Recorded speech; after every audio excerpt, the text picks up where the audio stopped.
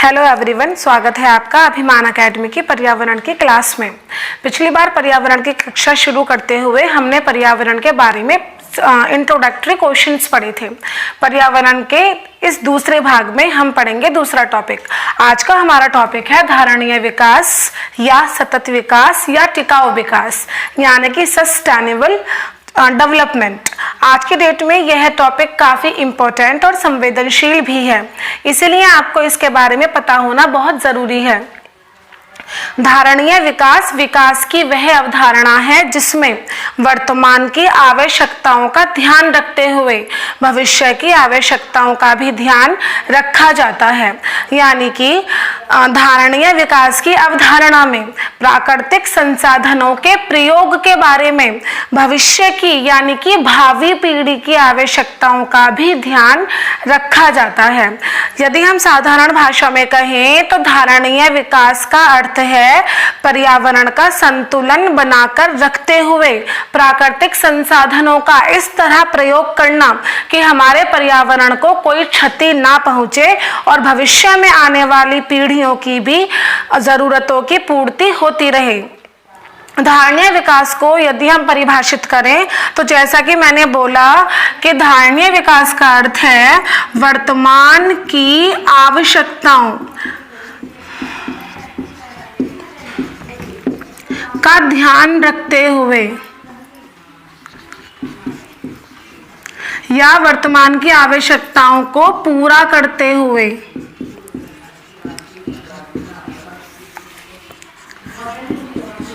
भविष्य की आवश्यकताओं को भी ध्यान में रखना।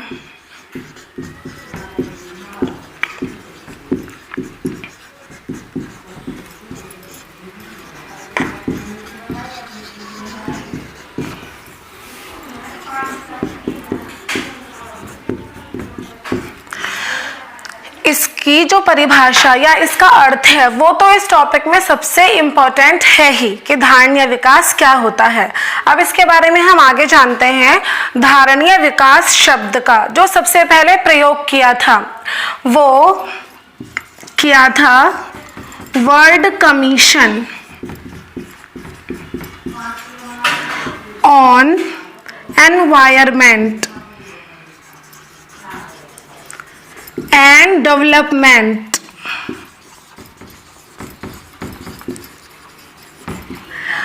World commission on environment and development ने 1987 में अपनी रिपोर्ट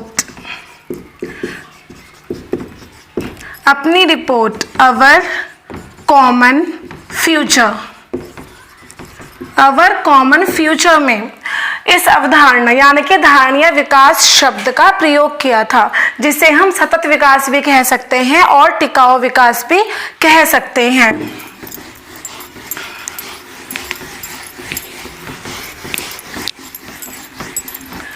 (1992) में आपने इस बारे में खासकर टैट के बच्चों ने इस बारे में जरूर पढ़ा होगा।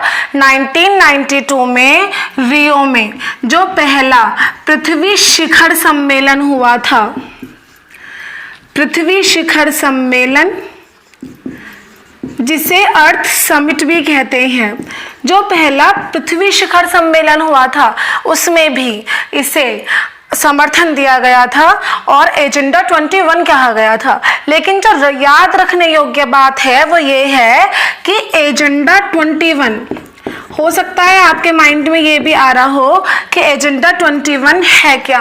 वैसे तो ये एक अलग टॉपिक है, मैं आपको अलग से भी पढ़ाऊंगी।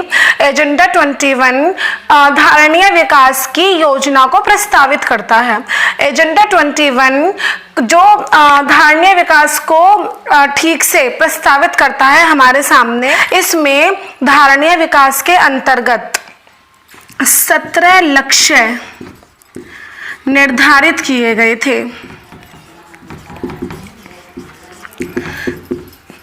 याद रखने योग्य बात वही है जो मैंने बताया कि हम बात कर रहे हैं धारणीय विकास यानी टिकाऊ विकास की, जिसका अर्थ है कि हम वर्तमान की जरूरतों को पूरा करें यानी प्राकृतिक संसाधनों का प्रयोग करें, लेकिन इस तरीके से करें कि हम उन संसाधनों को इतनी ज्यादा क्षति ना पहुंचे कि भावी पीढ़ियों को परेशानी का सामना करना पड़े। धारणीय विकास का जो उद्देश्य है वो यही होता है कि प्राकृतिक संसाधनों का न्याय संगत रूप से प्रयोग किया जाए, संरक्षण किया जाए और साथ ही साथ उचित प्रबंधन भी किया जाए। मेरी बात का कहने का जो साधारण अर्थ निकलेगा वो यही निकलेगा, धारणीय विकास के अंतर्गत प्राकृतिक संसाधनों का प्रयोग उसी रूप में किया जाता है कि भविष्य में भी हमारा पर्यावरण प्राकृतिक संसाधनों से परिपूर्ण रहे, ताकि भावी पीढ़ियों को किसी भी समस्या का सामना ना करना पड़े। मैंने आपको अभी बताया कि धारणीय विकास से संबंधित 17 लक्ष्य निर्धारित किए गए थे। ये जो लक्ष्य निर्धारित किए गए थे इसके बारे में आइए हम जानते हैं। हमने अभी पढ़ा कि धारणीय विकास में 17 लक्ष्यों को निर्धारित किया गया था। मैंने अभी आपको बताया कि 1992 में रियो के पृथ्वी सम्मेलन में एजेंडा 21 में धारणीय विकास की अवधारणा को समर्थन मिला था। लेकिन ये याद रखने योग्य बात है कि धारणीय विकास की अवधारणा को 2012 में इसकी अवधारणा को 2012 में रियो +20 में प्रस्तावित किया गया था, यानी कि ऑफिशियल रूप से जो सामने प्रस्ताव रखा गया था इस अवधारणा का वो 2012 में, काफी इंपॉर्टेंट ये पॉइंट है, रियो +20 में रखा गया था। रियो +20 का अर्थ है 1992 में ब्राजील की राजधानी रियो डी जेनेरियो में पहला पृथ्वी सम्मेलन हुआ था, पृथ्वी शिखर सम्मेलन, और इसमें धारणीय विकास की अवधारणा को ऑफिशियल रूप से प्रस्तावित किया गया था, जिसमें ये 17 लक्ष्य निर्धारित किए गए थे जिन्हें 2030 तक प्राप्त करने का लक्ष्य भी रखा गया था। ये पॉइंट्स ज्यादा इंपॉर्टेंट होते हैं याद रखने के लिए। आइए अब देखते हैं ये 17 जो लक्ष्य रखे गए थे ये कौन कौन से थे। सबसे पहला पॉइंट इसमें दिया गया था गरीबी की हर रूप से समाप्ति करना, क्योंकि जब अवधारणा रखी गई थी धारणीय या टिकाऊ विकास की, तो उसके लिए जो सबसे जरूरी चीज थी वो ये था कि जैविक विविधता का संरक्षण किया जाए। जैविक विविधता का संरक्षण आप समझते ही होंगे, जैविक विविधता यानी जीव, भिन्न भिन्न प्रकार के जीव, पृथ्वी पर जो विविधता पाई जाती है वो हमारे पर्यावरण को संतुलित रखती है, लेकिन वनों के लगातार कटने के कारण हमारी जैविक विविधता लगातार कम हो रही है। हालांकि प्रदूषण भी एक कारण है जैविक विविधता का नाश होने का, लेकिन सबसे मुख्य कारण जो है वो वनों का विनाश है, क्योंकि वनों का विनाश होने से जीवों के प्राकृतिक आवास नष्ट हो जाते हैं। इसलिए जैविक विविधता का संरक्षण, प्रदूषण पर नियंत्रण, गरीबी का नियंत्रण, ये सब चीजें टिकाऊ विकास के लिए बहुत जरूरी हैं, क्योंकि गरीबी के कारण मानसिक असंतोष पैदा होता है व्यक्ति के अंदर, जिससे वो अब उन चीजों के प्रति जागरूक नहीं हो पाता जिन चीजों को उसे समझाया जाता है। इसलिए गरीबी की समाप्ति भी इसके लक्ष्यों में रखा गया था। अगला आप देखेंगे भूख की समाप्ति और टिकाऊ कृषि। बहुत इंपॉर्टेंट चीज है टिकाऊ कृषि। वैसे तो टिकाऊ कृषि टिकाऊ विकास का ही एक पार्ट कह सकते हैं आप, इसकी भी परिभाषा ही पूछी जा सकती है आपसे।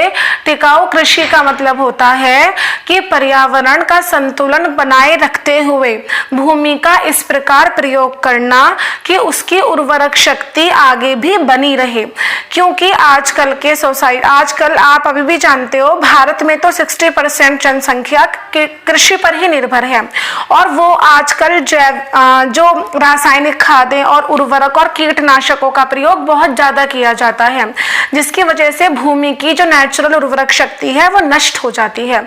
तो टिकाऊ कृषि का अर्थ ये होता है कि भूमि का इस प्रकार से प्रयोग किया जाए कि वर्तमान की आवश्यकताएं भी पूरी हो, लेकिन भूमि की उर्वरक शक्ति बनी रहे, वो खत्म ना हो, उसे टिकाऊ कृषि बोला जाता है। यही वजह है कि यूएनओ ने वर्ष 2003 को, ये जो पॉइंट्स मैं बीच में आपको बता रही हूँ ये ज्यादा याद रखने के होते हैं, 2003 को यूएनए ने धारणीय विकास का या सतत विकास का वर्ष घोषित किया था?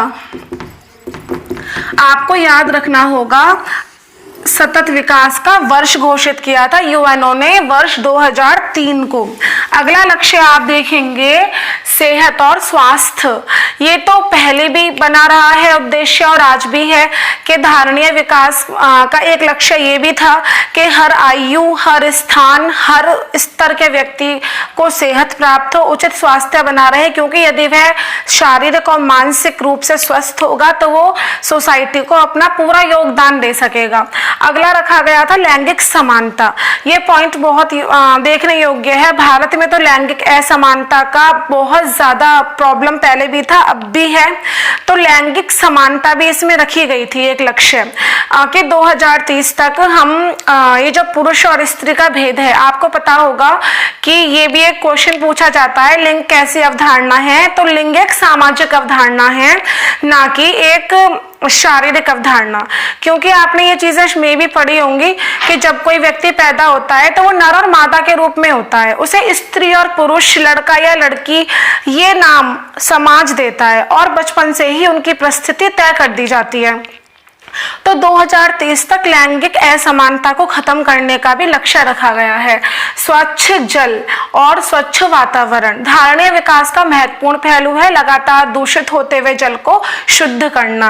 और अगला जो इसका रखा गया था वो था टिकाऊ ऊर्जा। टिकाऊ ऊर्जा यानी कि हमारी ऊर्जा के कई स्रोत हैं, मैं आपको आने वाली वीडियोज में पढ़ाऊंगी परंपरागत और अपरंपरागत ऊर्जा के स्रोत, उनका इस तरह से हम प्रयोग करें कि वो भावी पीढ़ियों के लिए भी सुरक्षित रह सकें। शिक्षा तो बहुत ही महत्वपूर्ण पहलू है।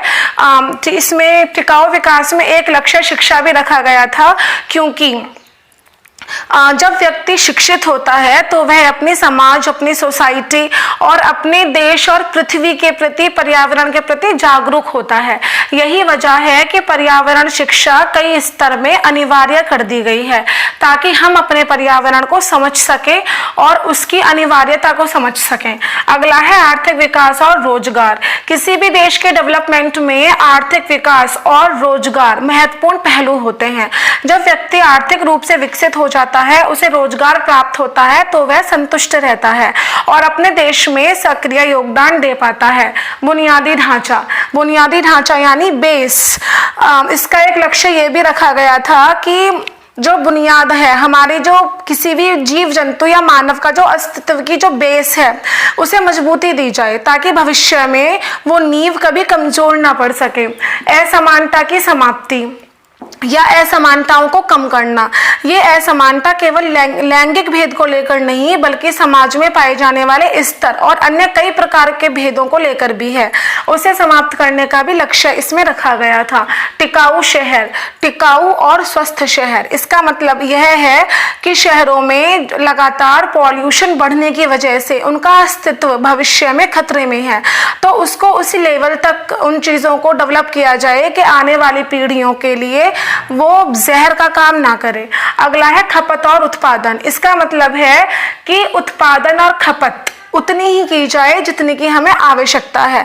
आवश्यकता से ज्यादा यदि हम प्रयोग करेंगे तो आने वाली भावी पीढ़ी को उन संसाधनों की कमी का सामना करना पड़ेगा। 13वां लक्ष्य था जलवायु परिवर्तन से निपटना। हमारी पृथ्वी, हमारे पर्यावरण में लगातार परिवर्तन हो रहे हैं।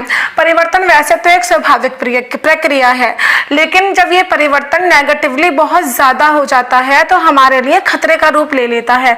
तो इससे निपटने की तैयारियां भी धारणीय विकास के अंतर्गत आती हैं। समुद्री संसाधनों का संरक्षण व प्रयोग। समुद्र और महासागर जो लगातार प्रदूषण का सामना कर रहे हैं, उन संसाधनों का भी एक लिमिट में प्रयोग और उनका संरक्षण भविष्य के लिए इसका मुद्दा रहा।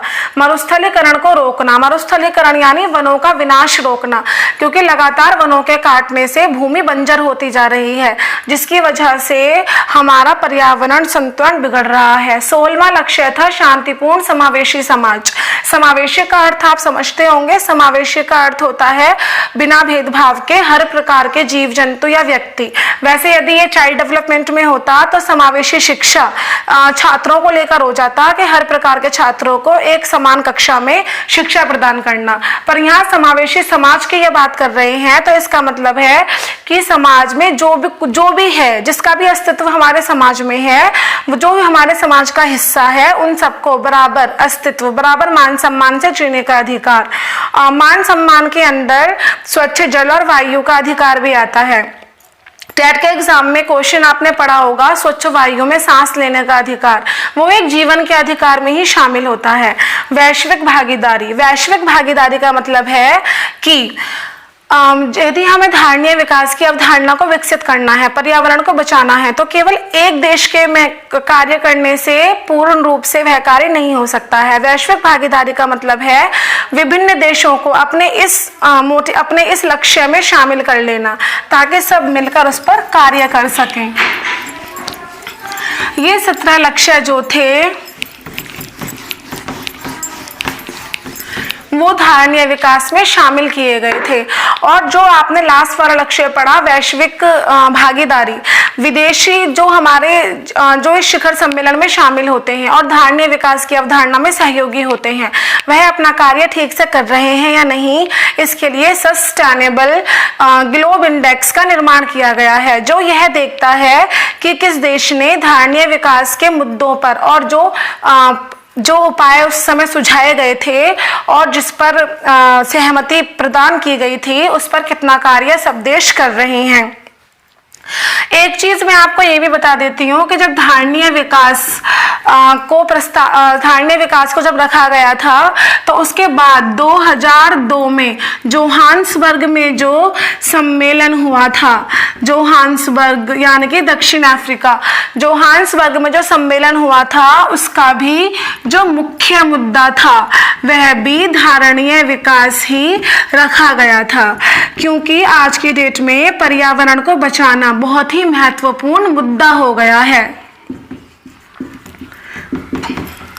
धारणीय विकास, टिकाऊ विकास, सतत विकास, सस्टेनेबल डेवलपमेंट, ये बहुत ही संवेदनशील विषय है और अब इस पर पूरा कार्य किया जा रहा है वैश्विक स्तर पर, और 2030 तक इसके लक्ष्यों को प्राप्त करने का लक्ष्य रखा गया है।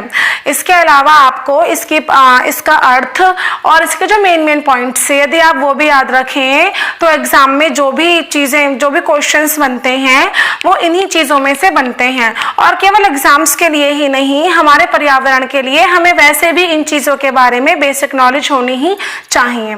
अब आज के लिए इतना ही। अगले जो वीडियो में हम कोई नया टॉपिक पढ़ेंगे। यदि आपको वीडियो अच्छा लगा हो तो सब्सक्राइब, लाइक एंड शेयर करना मत भूलिएगा। आज के लिए जय हिंद, जय भारत।